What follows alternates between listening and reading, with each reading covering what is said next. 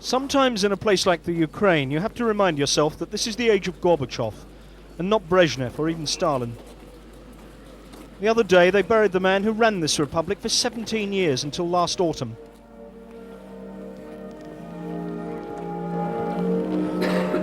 Vladimir Shubitsky was ruthless, dogmatic. He once said the only way to govern was with an iron fist. But he was loved here, and not just by those close to him, but by hundreds of thousands of people who believed and still do that the old ways work best. That's changing, of course, even in the Ukraine, but the mistake is to think that it's going to happen now, and that this weekend's elections will be a watershed for the Communist Party. They won't. What the party has, power the party keeps. That is Shubitsky's legacy. What can I say? Everything we have here is his achievement. His and the whole party's. His legacy? That the Ukrainian people live happily and in freedom.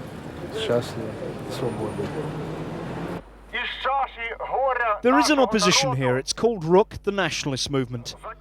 Their way of remembering Shubitsky was to demonstrate outside the old KGB headquarters in Kiev and recall the millions who died here under Stalin. For these people, Gorbachev's been no savior. This man, for example, claimed 2 relatives had been murdered by the KGB in the early days of Gorbachev's perestroika. On the edge of the crowd, an election candidate, running for the new parliament as a nationalist and as a prisoner of conscience. I think that the People's Movement for Restructurization wins about 30% of places in Supreme Soviet, and with different results should be expected in different regions of Ukraine. 30% is a decent start for the nationalists, but it doesn't reflect the dismay felt by many, or the popular cry for change here. The Ukraine is the breadbasket of the Soviet Union. Today, though, bread is one of the few staples in abundant supply. There isn't enough grain to feed cattle. They often have to ration milk. Meat is scarce. Some have shown they will not put up with it. The miners of the Ukraine, for example. Since their strikes last year, they've removed their Communist Party bosses. In the mining capital of Donetsk, a mass demonstration a few weeks ago was enough to bring the party leadership down. But as the Ukrainian parliament broke up for the last time before this weekend's election, outgoing MPs, all of them party members, sounded sublimely confident about being returned to office. And can the party win this election? I believe that yes, it can. Why? Because the platform which the Communist Party adopted at the plenum reflects the interests of all people. At these elections, communists will be the majority, just as we were last time.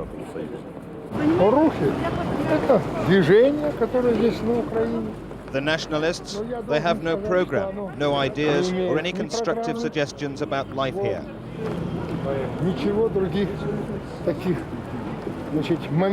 At the moment, the nationalists have nothing at all to offer people.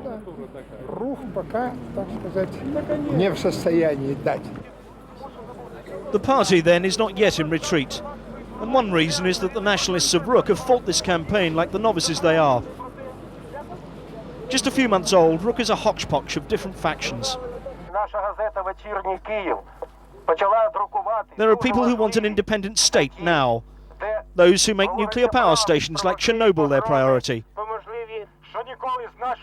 There are dissidents who demand a Western-style rule of law.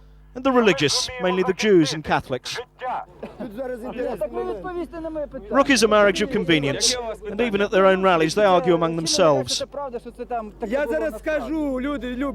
issue here then, unlike the Baltics, is not a nationalist victory, but what the MPs will do once elected to Parliament. Certainly after these elections, much of the day-to-day responsibility for running the country is going to rest with these new local parliaments. And here, as in many other parts of the country, the result is likely to be a fairly extraordinary cocktail. The Communist Party, nationalists, the radicals, even the Greens. That raises the inevitable question of what sort of leadership they're going to give. It was Lenin who said all power to the Soviets, Now Mr. Gorbachev's doing the same. The danger is that these new Soviets will be talking shops and little more. From the opposition benches, the nationalists will push for radical reforms, but the party will have a veto, and this party will stand its ground. Are you going to be fighting for independence? I think so, because it is the decision of all the Ukrainian people. Not only Ukrainian nations, but every peoples who are living here. What about the economy? Are you now going to fight for the ownership of land and for private property? I think the ownership of land is necessary to make agriculture productive and effective.